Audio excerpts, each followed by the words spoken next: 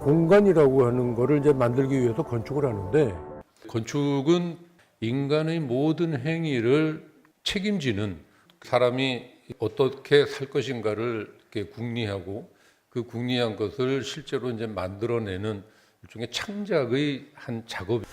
디자인이라고 해서 뭐 이렇게 모양 내고 멋내는 그런 작업이 아니라, 설계라는 건 계획을 세우는 거거든요. 계획을 세운다는 이야기는 소위 생각을 만든다는 작업. 다른 창작 것들과 차이가 있다면 이거는 땅에다가 하는 작업. 그 땅이 가지고 있는 조건이라든가 아니면 그 땅에서 있었던 어떤 역사의 흔적 같은 것들, 그 이야기를 이렇게 그 건축의 공간으로 이렇게 만들어내는 작업. 그 건축을 이렇게 안아줄 땅이 어떻게 생겼는가에 따라서 그 건축의 형질도 결정이 됩니다. 지금까지 했었던 그 공간을 만드는 작업에 그 선생님이 있다면 우리 전통 건축이. 우리 땅의 공간적인 특징은 이웃과 이웃, 그다음에 또 먼 산의 모습들이 다 한눈에 들어올 수 있도록 굉장히 이렇게 열려. 그 소통의 관계로 공간의 그 어떤 물리적인 한계를 이렇게 넘어갔었던, 그걸 이렇게 가두는 디자인이 아니라 공간을 이렇게 열어두는, 닫힌 공간이 아니라는 거죠. 전통 건축이 추구해왔었던 어떤 궁극적인 목표를 어떻게 관계를 맺게 할 거냐. 이렇게 닫힌 벽이 아니라 열고 싶을 때는 열 수 있는 틀들을 만들어 나가는 그런 방법. 안과 밖이라고 하는 거는 이분법적으로 나눠지는 게 아니라, 그러니까 내가 있는 곳이 아니고 내가 있지 않은 곳이 밖에 공간을 열어 놓았기 때문에 이제 가능한 그런 방법인, 그런 모양 내는 건축이 아닌, 그야말로 이렇게 공간의 이야기가 담기는 그 땅이 가지고 있는 정신을 이렇게 표현할 수 있게 됐을 때, 공간을 열되 어떤 방법으로 열 것인가. 안과 밖을 등가로 같은 값으로 같은 가치로 전제를 하고 열린 공간을 만든다. 우리의 건축은 원래 자연과 건축을 통합하는 거였습니다. 빌공짜가 아니라 함께 공짜를 써서 함께 되는 공간, 함께 되는 사이라고 하는 게 맞지 않을까. 그냥 내가 추구하고 있는 어떤 공간의 본질적인 것만 거기다가 꺼내 놓으면, 그 나머지 그 건물을 아름답게 보이게 하거나 그 건물을 멋지게 보이게 하는 거는 그 환경이 만들어줄 거라. 그래서 그 본질에 충실하면 지금보다 한 단계 더 나아가는 이제 그런 걸 만들 수 있다고 생각을 하는데, 그 본질을 어떻게 내가 수용하고 해석하느냐가 창의적인 결과가 되느냐, 아니면 그냥 구태의 답습이 되느냐. 그 건축의 형태가 전통적이냐 아니냐의 문제가 아니라, 건축을 만드는 방법론이 전통적인 방법에서 연속된 것인가 아닌가의 문제. 그런 열려있는 사고방식으로 우리의 어떤 이 정체성이 표현되었으면 좋겠다라는 거죠.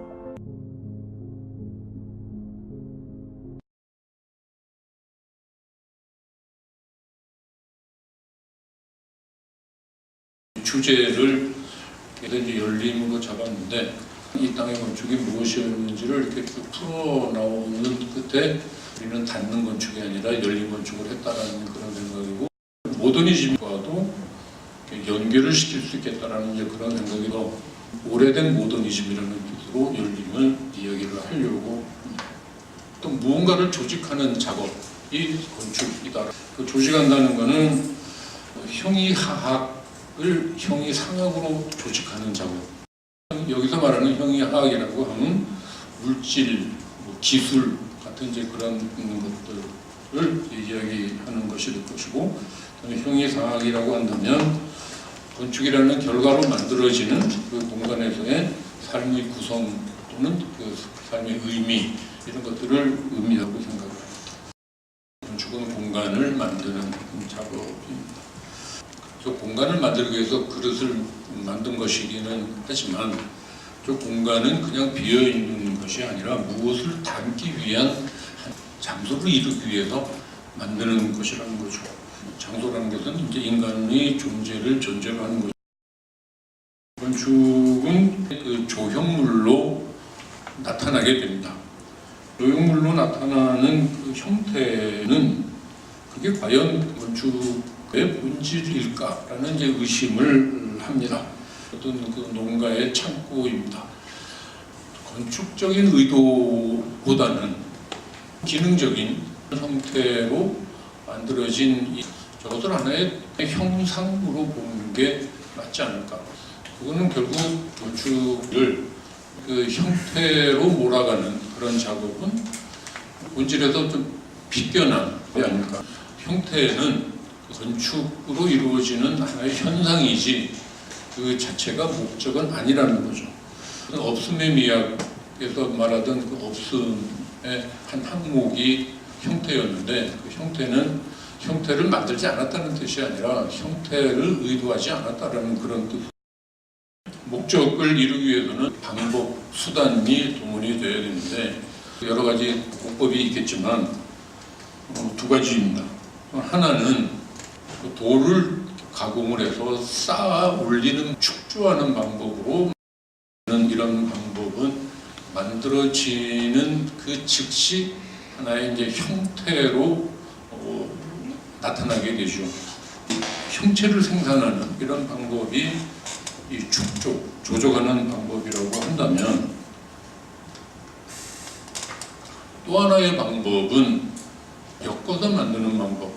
그러니까 기둥과 그 보라고 하는 소재를 결부시켜서 만드는 방법. 근데 이 결부시켜서 만들게 되면 이건 하나의 이제 틀을 형성하는 방식이고 그 틀은 어떤 그 정형적인 그 모양이 되지만 그 틀 안을 어떻게 채우느냐에 따라서 그 건축적인 결과들이 다 달라지는 것이기 때문에 이 틀로 만들어지는 건축은 일단 그 형상으로 나타나는 게 아닐까. 그 현대 건축의 시작은 그 도미노 스켈톤이 이 건축의 기본적인 방법으로 적용되기 시작하면서부터라고 생각을 합니다. 도미노 스켈톤을 코르비제가 만들어낼 수 있었던 그 역사적이고 시대적인 배경은 산업혁명인데 코르비제가 말하는 그 모더니즘의 그 바탕에는 여전히 조적도의 DNA가 남아있는 게 아닐까. 공간을 구축하는 방법으로는 그 구조적인 방법은 바뀌었으나 철근 콘크리트 구조의 커튼월이라고 하는 이제 스킨을 더 씌우는 그 방법이 조적조의 형식이 그대로 유지되고 있는 그런 흔적이라고 본다는 거죠. 이게 결국 현대 건축의 그 기본적인 유형이 되었고 우리도 어느 날서부터인가는 건축은 이렇게 해야 된다라는 그런 쪽으로 현대의 건축을 하고 있습니다. 결국 건축은 어떤 구조로 공간을 형성하느냐에 문제가 된다고 생각을 합니다. 그 철근 콘크리트의 보편적인 어떤 의미를 생각을 한다면 우리의 그 전통 건축이 가지고 있었던 그 가구조의 방식과 다를 게 없지 않을까. 다만 차이가 있다면 우리가 가지고 있었던 그 가구조의 공간에서의 건축적인 방법은 구조와 공간을 이루는 경계를 분리했다는 거죠. 그 구조에다가 벽을 만든 게 아니라 그 구조라는 틀 속에 공간을 배치했었다라는 그런 생각입니다. 지금 그 철근 콘크리트와 현대적인 재료를 쓴다고 하더라도 그 공간을 구성하는 원리에서 우리의 것, 나만의 것을 만들어낼 수 있다면 그걸로 충분하지 않을까라는 그런 생각을 하고 있습니다. 김옥길 기념관에서는 그 공간이라고 하는 것을 틀 속에 정체된 공간이 아니라 안과 밖을 관통할 수 있는 그런 공간이어야 되지 않을까. 그 안과 밖을 연결하는 방법으로 어떤 그 공간적인 그 상황을 만들 수 있을까. 공간의 한계라고 하는 것을 굳이 그 공간이라고 설정되어져 있는 그 경계로 국한시킬 것이 아니라 그것으로부터 더 확장될 수 있는 그 가능성을 찾아보려고 했었던 작업입니다. 이 디보이드는 공간의 솟아오르는 실험을 해보려고 했었던 건데 우물 속의 공간입니다. 이 긴장감 같은 것, 실감되지 않는 어떤 공간의 존재, 한정된 압축되어져 있는 그 느낌을 건축으로 표현한다면 어떤 것이 가능할 수 있을까? 라는 이제 그런 생각을 갖고 만들었었던 게 이 디보이드입니다. 어바나이브인데 24m, 24m의 정방형 이 공간의 그 외피를 구조화시키고 일반적으로 쓰이는 그 외피는 내부로 집어넣어서 그 커튼월이 아닌 창으로 만든 경우입니다. 이 현대건축이 만드는 그리고 통상적인 그 건축의 형식, 이 골조로 공간을 세우고 외피로 감싸는 그런 방법을 뒤집어서 반전을 시킨 경우가 되겠죠. 이 질무소리는 주택가에 만들어진 음용 건물인데 어바나이브에서 시도했었던 그 외벽과 내벽의 분리로 만든 그 이중의 공간을 좀 더 적극적으로 확장을 시켜서 그 공간 전체를 이용할 수 있게 만들자라는 이제 그런 생각으로 이 세면에 그런 그 발코니를 만들어서 소위 잉여 공간이죠. 실제적인 공간이 아닌 여유의 공간들을 갖고 그 공간을 구조적인 형태로 조정을 하면 그 밀폐된 도시의 건축들이 열려있는 그런 공간으로 만들 수 있지 않을까 그런 작업을 했습니다. 열대인 캄보디아의 문불교 회당을 짓게 됐는데 이 프로젝트를 하면서 확인할 수 있었던 것은 풍토성이라였습니다. 우리는 우리의 풍토에서 태어나고 생활하고 있기 때문에 우리 풍토가 갖고 있는 어떤 그 특성을 당연하다고 여깁니다. 근데 그 다른 풍토에 가서 그 풍토적인 어떤 그 특징을 찾아보니까 우리의 풍토도 독특한 풍토라는 것, 땅이 평활한 그런 공간에서 만들어지는 어떤 그 공간감, 우리 땅처럼 이렇게 주름이 많은 이런 땅이 갖는 그 공간감은 분명히 다를 거라는 그런 생각. 그렇다면 우리 땅이 가지고 있는 그런 그 풍토적인 특성도 뭔가 우리 건축에 영향을 미치지 않았을까? 저 건물은 에어컨디셔너 없고 그다음에 유리라는 재료가 한 장도 사용되지 않은 그런 건물로 만들었습니다. 저런 방법도 그 나름대로 저 풍토에 대한 하나의 적극적인 해석일 거라는 그런 생각을 합니다.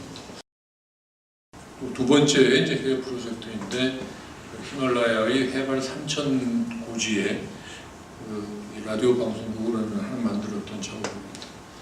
환경적인 특징이 어떤 건축적인 결과를 만드는가에 대한 생각을 하게 했었던 프로젝트입니다.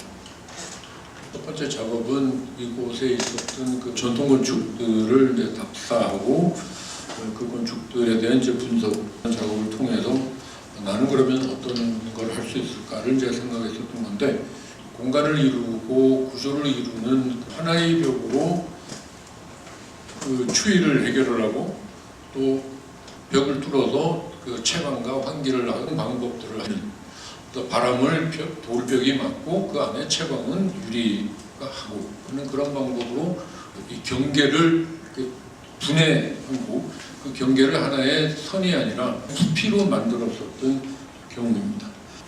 여기서 또 한 가지 배울 수 있었던 것은 건축을 만드는 가장 기본적인 소재인 재료와 그것을 구축하는 기술에 대한 생각이었습니다. 5개월 스튜디오와 조정실입니다. 이제 음향 조절을 해야 되는 공간인데 현대적인 재료를 사용하지 않고 이 사람들이 쓰는 돌을 써서 잔향과 흐름을 조정할 수 있게 만들었습니다. 그 원초적인 건축의 해결의 재료가 갖는 요소가 무엇일까라는 것을 다시 한번 생각하게 했었던 그런 경우였습니다.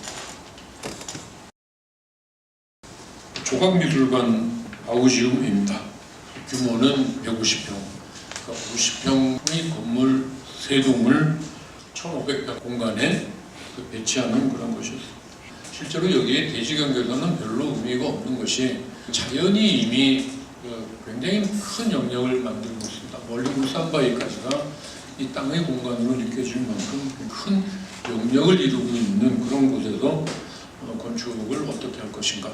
하나의 영역을 만들기 위해서 가능한 건축적인 방법으로 생각했었던 것이 담이라고 하는 구축의 형식이었는데, 담을 이 1,500평과 그 주변 환경과의 영역을 설정하는 하나의 매체로 삼고, 그 담이 연장되어서 건축의 벽이 될 수 있다면 공간을 운영할 수 있을 것이다 하는 생각을 갖고, 담이기 때문에 노축 콘크리트를 마치 잘못 친 것 같은, 실패한 것 같은 그런 질감으로 이 전체의 공간적인 처리를 하기로 했습니다.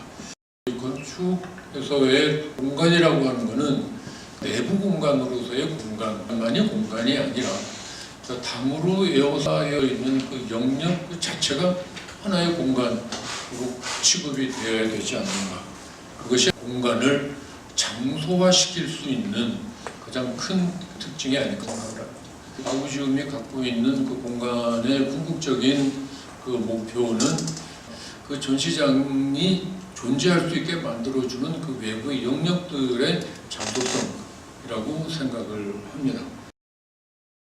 디자인 학교 파티입니다. 지금까지 몇 층 건물이냐, 몇 평짜리 교실로 뭐 만들어져 있느냐라는 그런 구분으로 학교를 만들었다면, 이번 학교에서는 층의 구분과 벽의 구분이 없는 공간을 만들자. 그렇게 해서 그 공간 전체가 뭐 외부로 향해서 열리는 정도가 아니라 내부 자체가 열려있는 공간을 만들어보자 라는 그런 생각을 했었고, 그렇게 했을 때 T라고 하는 대안학교의 열린 커리큘럼이 될 수 있을 거다. 5층이 가능한 공간이니까 한 층을 9개의 판으로 나누고 단차를 두면 8개가 돌면 한 층이 되고 한 층이 되어서 전체적으로 5층은 이루되 하나도 연속이 되는, 그러니까 계단으로 이루어진 공간인 거죠.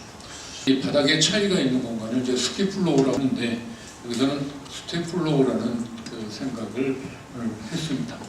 이 건축에서 내가 만들려고 했었던 거는 판을 만들어주는 정도에서 끝나면 되지 않을까라는 그런 거였고, 그 다음에 최소의 건축인데 그 규모가 최소가 아니라 건축으로 기능할 수 있는 최소의 기능만 갖춘 건축을 만들자.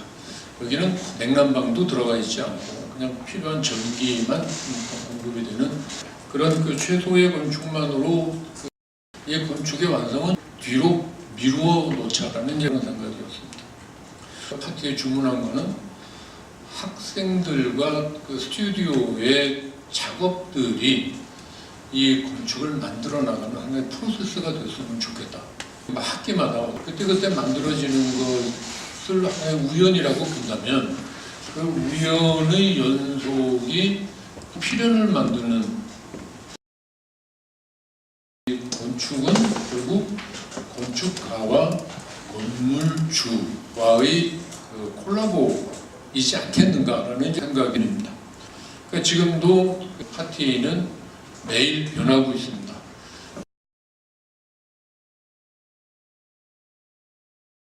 추구에서 프로그램이 얼마나 유용한 것인가. 결론적으로 이야기하면 프로그램은 한시적인 것, 그때의 그 만들 당시에 필요일 뿐, 그것이 10년 지나고 100년 지났을 때까지도 그 프로그램이 계속 유지된다는 보장은 없다고 생각합니다. 그렇다면 건축의 형식을 그 하나의 프로그램에만 맞추어서 설계를 한다는 이야기는 별로 좋은 방법이 아니지 않을까라는 이제 그런 생각을 건축은 일상의 행위를 수용할 수 있는 그 하나의 그 도구로 존재해야 하지 않을까.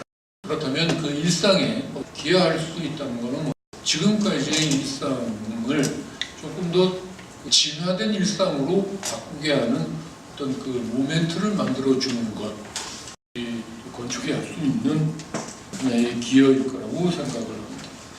그 건축은 공간에서 일어나는, 그 장소에서 일어나는 무언가의 배경으로 존재하는 것으로 역할을 다하는 게 아니겠는가 하는 그런 생각입니다. 건축은 완성된 것으로 계속 유지되는 경우는 아마 굉장히 특별한 경우, 그러니까 원형을 유지하고 있는 경우는 그 문화재로 지정되지 않는다면은 항상 어디 뭔가 하여튼 크든 작든 변하는 것, 없어지기도 하고 새롭게 뭐 바뀌기도 하고 자라나기도 하고 하는 게 건축이 아닐까. 그렇다면 그 건축 그 자체에 대한 그 완성이라는 것이 과연 어느 단계를 완성이라고 해야 될까? 우리가 지금 보고 있는 저 동락당은 처음부터 저랬던 것이 아니라 여기 그 초가집 하나로 시작했다가 이런 모양으로 만들어진 거는 200년이라는 시간이 만들어낸 것입니다. 저게 또 앞으로 또 어떻게 변해갈지 모르는 거죠. 우리는 지금 그 변하고 있는 과정의 한 단계를 지금 우리는 보고 있는, 저것의 완성은 저 건축이 존재하는 한 무한성인 채로 계속 만들어지는 그런 과정의 것이라고 생각을 합니다. 그 건물로서의 완성은 그냥 어떤 하나의 그 단계라고 친다면, 건축으로서의 완성은 그 시간 아니면 그 용도의 그 변화, 그런 것들로 그 누적된 결과가 직접 되어서 나타나는 것으로 봐야 되지 않을까. 근데 이제 열림으로 잡았는데, 내가 하려고 하는 건축은 그런 특별한 건축이라기보다는 결과적으로는 그게 나의 표현이기 때문에 남과는 다르다는 차이는 가질 수 있겠으나, 그것이 궁극적으로 목표라는 것은 건축의 보편성에 대한 도전이 아닐까라는 이제 그런 생각을 하고 있습니다.